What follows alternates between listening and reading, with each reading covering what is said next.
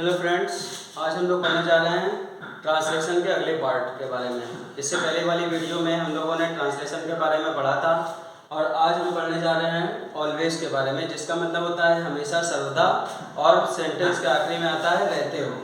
यानी कि ये इस बात को बताता है कि कोई इंसान कैसा था, किस तरह का था, कैसे स्वभाव का था।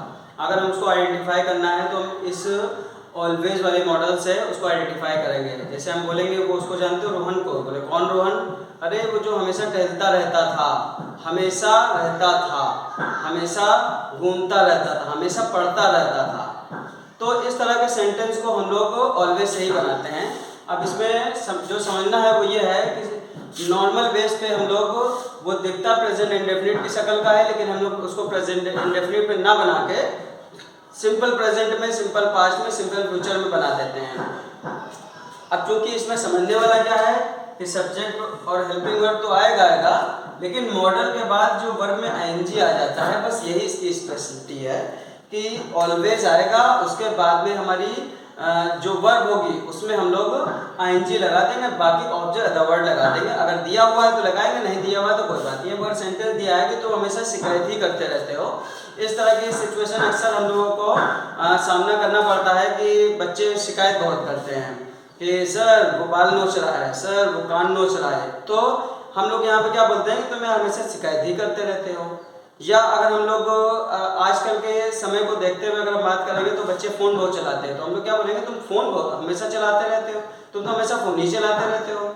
या हम लोगों को भी ऐसा सुनने को मिलता है, कई बार हम लोग के पेरेंट्स बोलते हैं कि तुम हमेशा फ़ोन ही चलाते रहते हो, तुम करते क्या हो, बस तुम पढ़ाते हो और फ़ोन चलाते रहते हो और तुम्हारे पास कोई काम ही नहीं है। तो ऐसी सिचुएशन में हम लोग जिस मॉडल का यूज़ करेंगे वही ऑलवेज है। ऑलवेज का यूज़ बेसिक तौर पर बहुत ज़्यादा यूज किया जाता है। हम लोग की जो आम बोलचाल की भाषा होती है, हर उस जगह पर हमको तो ऐसा लगता है कि एक इंसान सुबह से लेकर शाम तक हज़ारों बार इस मॉडल का यूज़ कर लेता है।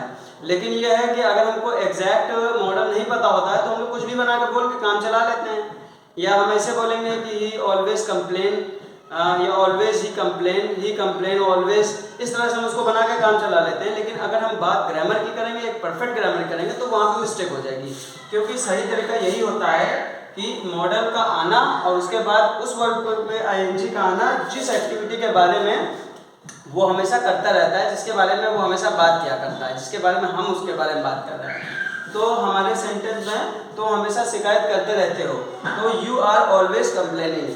अगर हम यहाँ पे बोल रहे हैं कि तुम हमेशा शिकायत करते रहते हो तो हमने बोला यू आर ऑलवेज कंप्लेनिंग। लेकिन अगर बात उसके पास्ट की जाए, वो हमेशा शिकायत करता रहता था या तुम हमेशा शिकायत करते रहते थे, तो यू वर ऑलवेज कंप्लेनिंग। यहाँ पर बात ये आती है कि जब बात प्रेजेंट की जाए तो वहाँ पर हम लोग सिंपल प्रेजेंट में इज ए मान लगा के बना देंगे, लेकिन बात जब पास्ट की जाएगी तो वॉज या वर लगा के बनाएंगे, और बात जब फ्यूचर की जाएगी तो विल भी लगा देंगे। शैल बी को तो हम पहले बता चुके हैं कि शैल बी का यूज़ कॉमन में आजकल के नए ज़माने के नौ युवक को देखते हुए कम किया जाता है, बल्कि ना के बराबर ना किया जाता है। हर जगह आदमी विल लगा देता है। तो यू आर ऑलवेज कंप्लेनिंग। तो यहाँ पर ऑलवेज जो है एक बहुत ज़्यादा बोला जाने वाला एक मॉडल्स होता है। वो हमेशा पढ़ता ही रहता है, वो हमेशा खेलते ही रहते हो, ये हमेशा घूमता ही रहता है।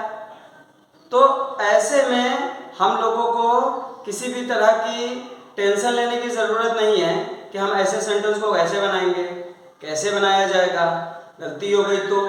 भाई गलती हो गई तो ये तो आपकी बात स्वाभाविक है, समझते हैं गलती होती है, क्योंकि बोला गया है, वो शेक्सपियर ने बोला है, to err is human, to forgive is divine. गलती करना इंसान का काम है, क्षमा करना दैवी है। तो ये जो बात है वो इसी सिचुएशन पे है। यही बात की पुष्टि करता है कि भाई गलती तो होती है, ठीक है, मानते हैं, लेकिन अगर हम सीख लें तो गलती नहीं होगी। भाई हम लोग से गलती कब नहीं होती है? जब हम लोग सीख जाते हैं। भाई धीरे धीरे सीखते हैं और हमारी गलतियां खत्म होती जाती हैं, और सीखेंगे इसे हम लोग, सामने वाला कोई बताएगा या कोई और बताएगा, तो उससे बेहतर ये तरीका है, आप मेरी वीडियो को, पहली वीडियो से लेके अभी तक की वीडियो को ध्यान से देखो, उस पर आप प्रैक्टिस करो। तो उसकी प्रैक्टिस के बाद से आपको इतना तो आइडिया हो जाएगा कि किसी से कैसे बात करनी है, किस तरह से बात करनी है, और वो जो बोलेगा वो आपको पूरी बात समझ में भी आएगी, क्योंकि हम जो बेस लेके चले हैं हम, और जो मटेरियल हम लेके चले हैं वो सब मटेरियल आपके लिए बहुत ज़्यादा इम्पोर्टेंट है। और उसके साथ साथ अगर कुछ ऐसा होता है जो आपको नहीं आता है या आप प्रैक्टिस के दौरान कोई चीज़ समझ में नहीं आ रही है, तो आप कमेंट बॉक्स में उसको लिख सकते हैं। आपका जो कमेंट होगा, आपका जो मैसेज होगा, उसका आपको रिप्लाई मिलेगा। अगर कुछ ऐसा नियम उसमें आ गया जो हमने अब तक नहीं पढ़ाया है, तो अगली वीडियो में हम उस नियम को भी पढ़ा देंगे जिस तरह के सेंटेंस आपको फंसे हैं, डिस्टर्ब किए हैं।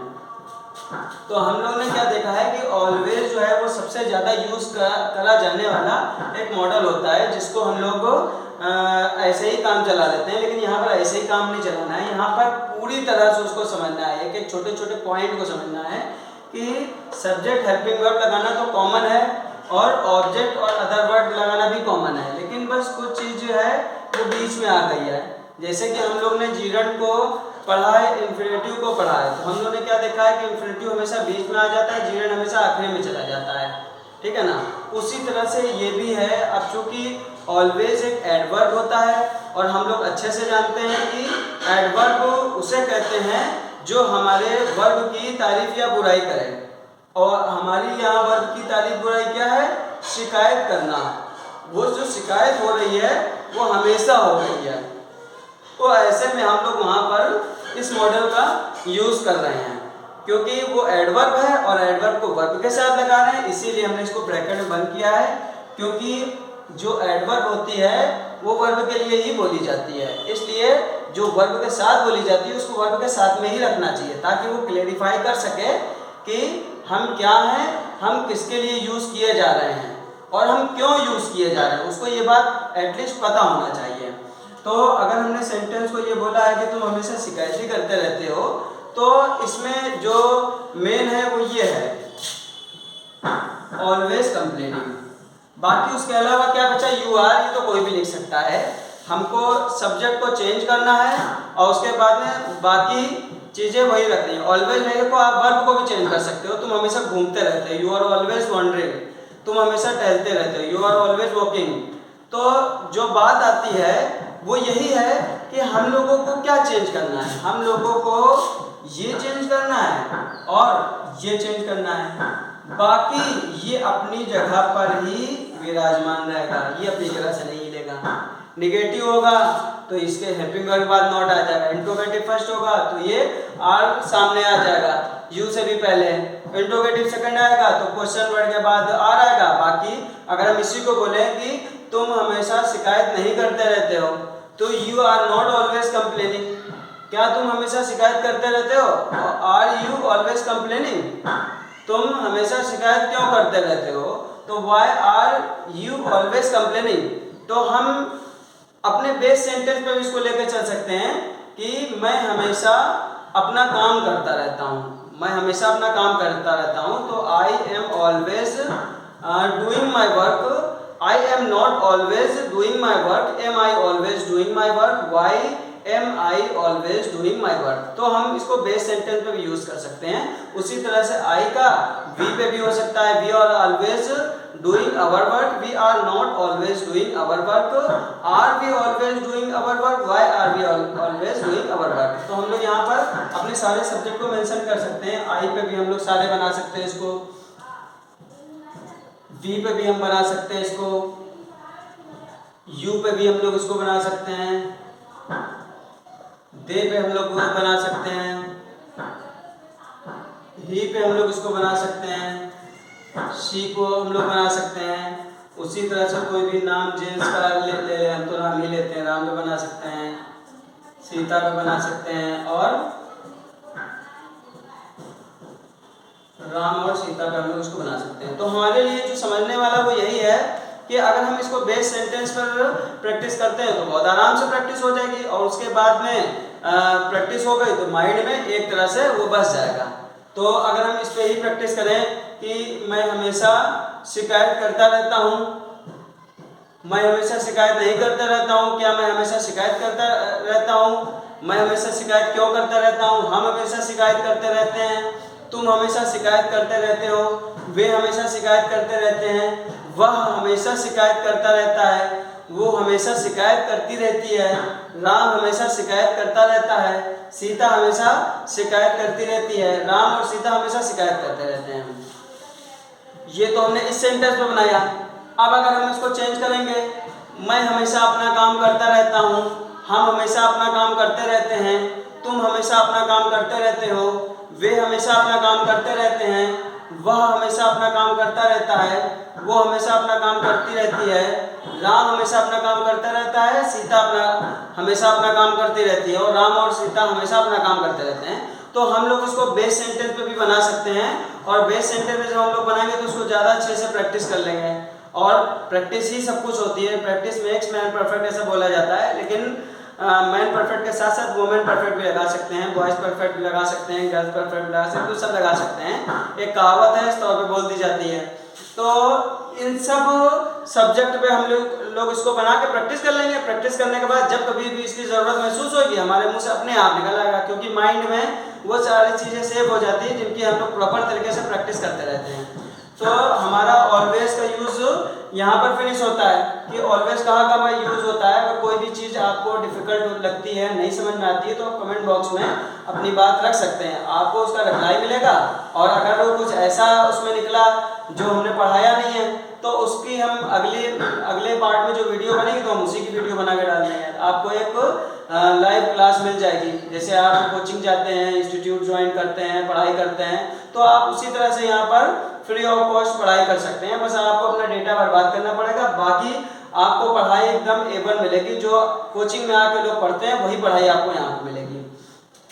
अब हम बात करते हैं बी बाउंड टू के बारे में, जिसका मतलब होता है निश्चित, स्वाभाविक या बंधनकारी। ये इनमें से कोई एक आता है। इस तरह के सेंटेंस गॉड से रिलेटेड ही यूज़ किए जाते हैं, या ऐसी जगह पर यूज़ किए जाते हैं जो कि एकदम निश्चित होता है। जैसे इस मार्कर की हम अगर बात करते हैं, तो ये मार्कर की लाइफ कितनी होगी? बस तभी तक की लाइफ है जब तक कि हम इसमें इंक देख रहे हैं, और जब ये चलना खत्म हो जाएगा तो हम इसको फेंक देंगे।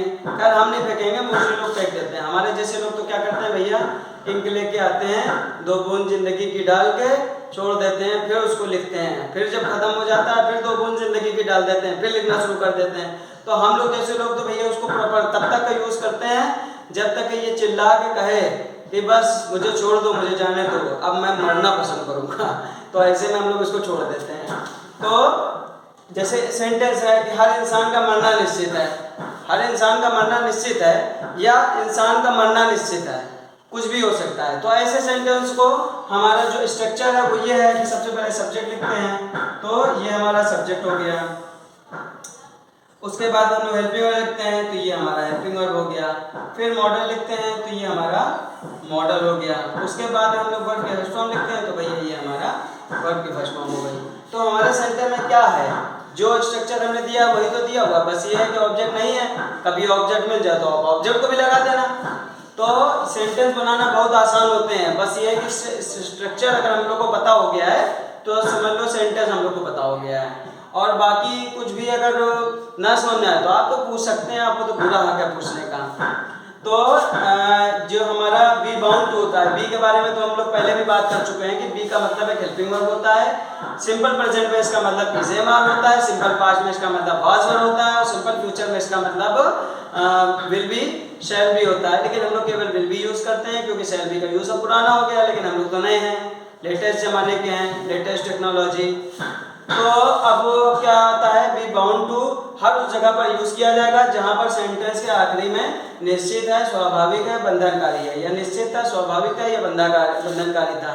या तो फिर निश्चित होगा, स्वाभाविक होगा, या बंधनकारी होगा, वहाँ भी यूज़ कर सकते हैं। बाकी इसमें हमारा बेस सेंटेंस नहीं यूज़ हो पाएगा, क्योंकि यहाँ पर हमारा जिस हिसाब से वर्ब है उस हिसाब से वो स्वाभाविकता को नहीं दिखा रहा है। जैसे अगर हम बोलें कि मेरा काम करना निश्चित है, मेरा अपना काम करना निश्चित है, तो हम लोग बनाना चाहें तो प्रैक्टिस के तौर पर उसको माइंड में सेव करने के लिए हम उसको बना तो सकते हैं, लेकिन बस ये है कि वो सेंटेंस थोड़ा कंफर्मेशन वाले होते हैं और ये जो हम लोग सेंटेंस बेस वाले बना रहे हैं तो सरसरी तौर पर ऐसे कॉमन सेंटेंस होते हैं, ये तो कंपलसरी होते हैं। मतलब इसमें क्या है कि हर इंसान का मरना निश्चित है, तो भाई ऑब्वियसली मरना निश्चित है। ऐसा नहीं कि कुछ लोग जो होते हैं पैसे वाले लोग होते हैं वो मरते नहीं, सिर्फ गरीब आदमी मरता है उसके बाद पैसा ही नहीं है, भाई ऐसा तो होता नहीं है। ये तो एक रियलिटी है, ये कुदरत का ये रूल्स है। जो इंसान पैदा हुआ है वो मरेगा, जो चीज बनी है वो खत्म होगी। भाई जिस रोड पर हम लोग चल रहे हैं, हम लोग को क्या लगता है कि वो रोड पहली है? अरे उसमें गड्ढा खोद के देखो, बहुत सारी नीचे रोड मिलेंगी। भाई क्या हुआ कि ऊंचा हो गया, रोड भी ऊंची हो गई, फिर ऊंचा हो गया, फिर रोड भी ऊंची हो गई। तो क्या होता है कि लोगों के 2-2, 3-3 मंजिल के मकान जमीन में चले जाते हैं, क्योंकि दुनिया का क्या सिस्टम है, दुनिया जो है वो ग्रो करती है, इंसान ग्रो करता है, पूरा वर्ल्ड भी ग्रो करता है, सब ग्रो करता रहता है। तो नीचे की चीज ऊपर आती रहती है, ऊपर चीज नीचे जाती रहती है। भाई नीचे की चीज ऊपर कैसे आएगी? जैसे कि अर्थक्वेक वगैरह आता है तो नीचे की चीज ऊपर आ जाती है।